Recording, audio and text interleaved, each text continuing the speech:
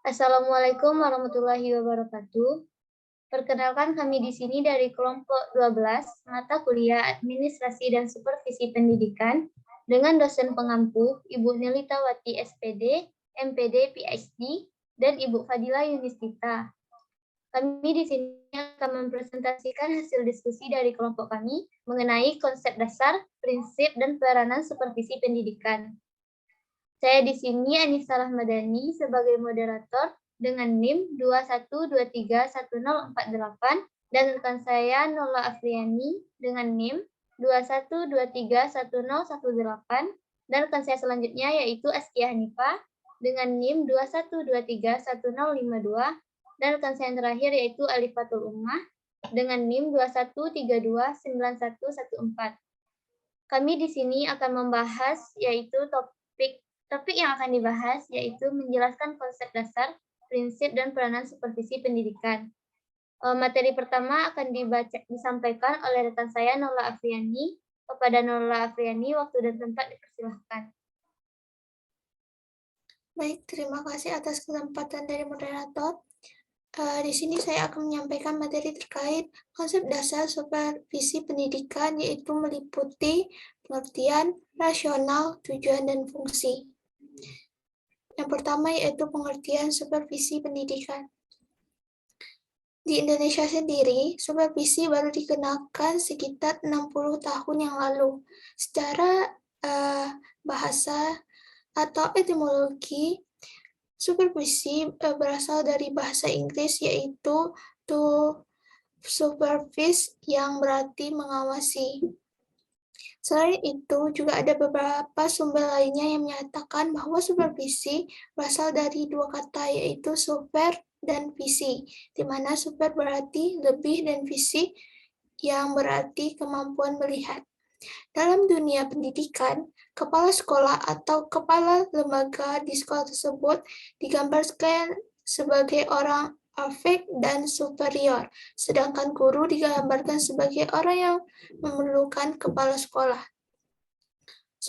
Supervisi sendiri yaitu suatu aktivitas pembinaan yang dirancang untuk membantu para guru dan para pegawai sekolah lainnya dalam menjalankan suatu pekerjaan yang efektif.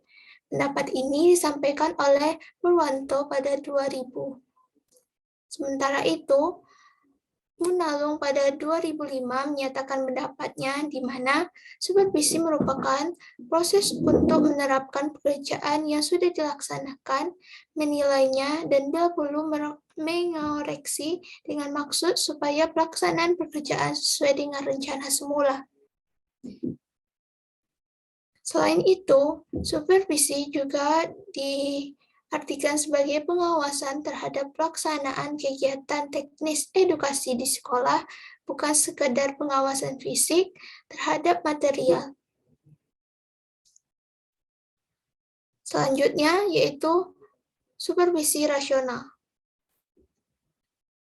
Pada aspek ini, guru merupakan titik berat dalam peningkatan kemampuan peserta didik, sedangkan kemampuan dirinya mengalami stagnasi.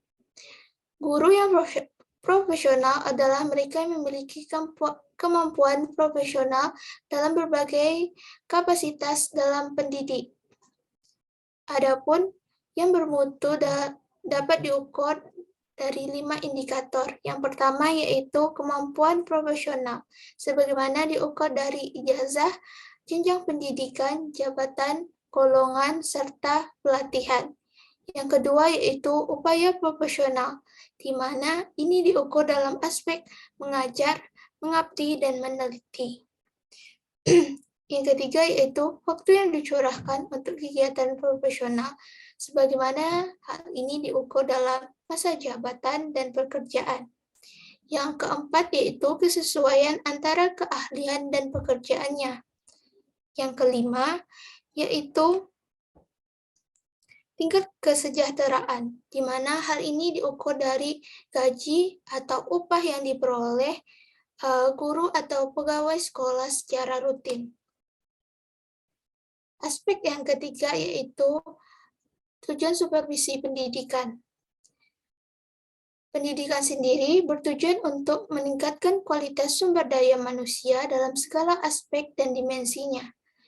Salah satu upaya untuk meningkatkan kualitas sumber daya manusia yaitu melalui proses pengajaran, pembelajaran di sekolah ataupun madrasah.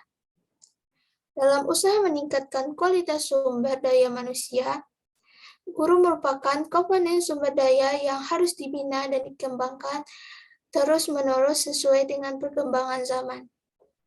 Pembentukan profesi guru telah diamanahkan pada peraturan pemerintah pada nomor 19 tahun 2005 pada bab 1 pasal 1 dan ayat 5 yang telah dilaksanakan melalui program pendidikan prajabatan maupun program dalam jabatannya.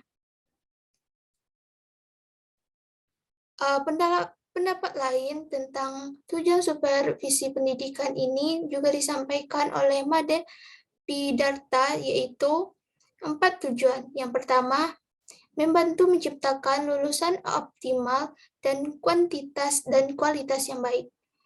Yang kedua, membantu mengembangkan pribadi, kompetensi, dan sosialnya. Yang keempat, membantu kepala sekolah dalam mengembangkan program yang sesuai dengan kondisi masyarakat setempat.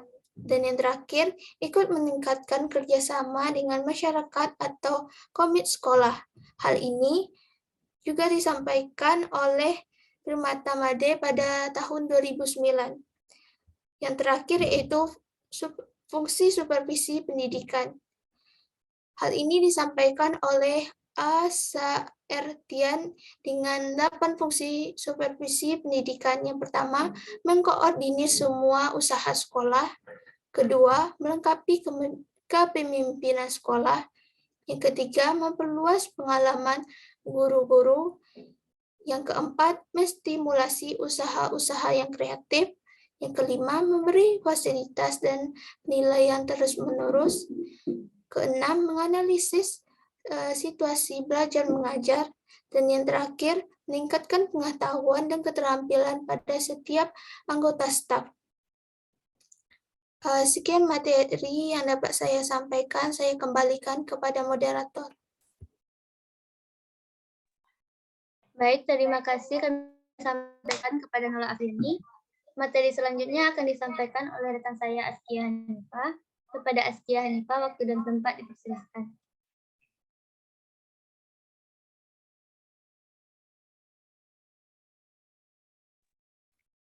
Baiklah, terima kasih kepada moderator.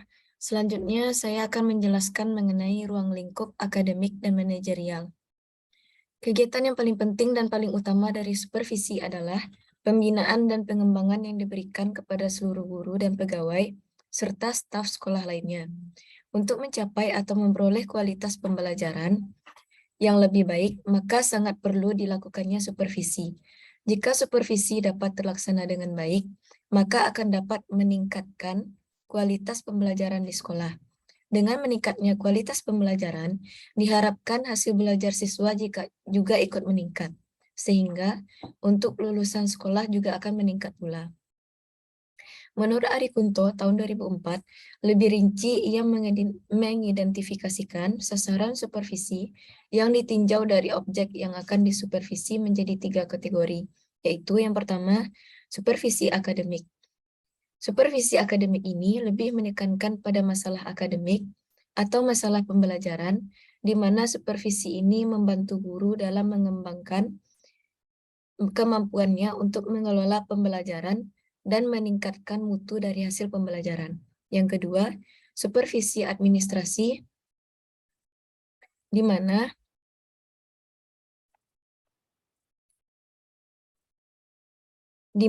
pada supervisi ini lebih cenderung ke arah administrasi yang membantu terlaksananya pembelajaran dengan baik, di mana menyangkut sarana dalam pembelajaran atau fasilitas yang harus dipenuhi agar proses belajar mengajar dapat terlaksana dengan baik, seperti buku pelajaran, perpustakaan, dan lain-lain.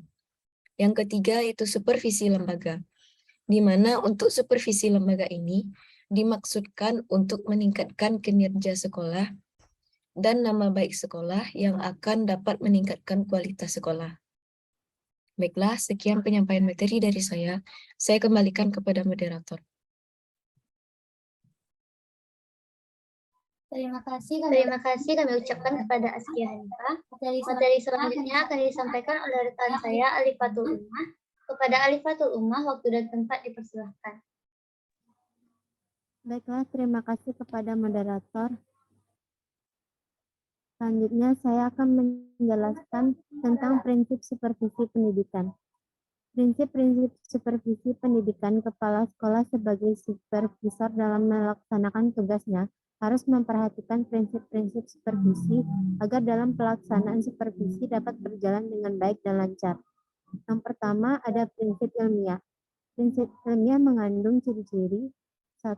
Kegiatan supervisi dilaksanakan berdasarkan data objektif yang diperoleh dalam kenyataan pelaksanaan proses belajar mengajar. Yang kedua, untuk memperoleh data perlu diterapkan alat perekam data seperti angket, observasi, percakapan pribadi, dan seterusnya. Yang ketiga, setiap kegiatan supervisi dilaksanakan secara sistematis terencana. Yang kedua, ada prinsip demokratis. Servis dan bantuan yang diberikan kepada guru berdasarkan hubungan kemanusiaan yang akrab dan kehangatan sehingga guru-guru merasa aman untuk mengembangkan tugasnya. Demokratis mengandung makna menjunjung tinggi harga diri dan martabat guru, bukan berdasarkan atasan dan bawahan. Yang ketiga, prinsip kerjasama, mengembangkan usaha bersama atau menurut istilah supervisi, sharing of idea, sharing of experience, memberi support, mendorong, menstimulasi guru sehingga mereka merasa tumbuh bersama. Yang keempat, ada prinsip konstruktif dan kreatif. Setiap guru akan merasa termotivasi dalam mengembangkan potensi kreatif kalau supervisi mampu menciptakan suasana kerja yang menyenangkan, bukan melalui cara-cara menakutkan. Cukup sekian materi dari saya kembalikan kepada moderator. Baiklah, terima kasih saya ucapkan kepada Alifatul Ummah. Materi selanjutnya akan disampaikan oleh saya sendiri, yaitu peranan supervisi pendidikan. Supervisi berfungsi membantu, memberi, dan mengajak. Dilihat dari fungsinya, tampak dengan jelas peranan supervisi itu. Seorang supervisor dapat berperan sebagai, yang pertama, koordinator. Sebagai koordinator, ia dapat mengkoordinasi program belajar mengajar, tugas-tugas anggota staf, berbagai kegiatan berbeda di antara guru-guru. Yang kedua, konsultan. Sebagai konsultan, ia dapat memberi bantuan, yaitu bersama mengkonsultasikan masalah yang dialami guru, baik secara individual maupun kelompok. Yang ketiga, pemimpin kelompok. Sebagai pemimpin kelompok, ia dapat memimpin sejumlah staf guru dalam mengembangkan potensi kelompok pada saat mengembangkan kurikulum, materi pembelajaran, dan kebutuhan profesional guru-guru secara bersama. Yang keempat, evaluator.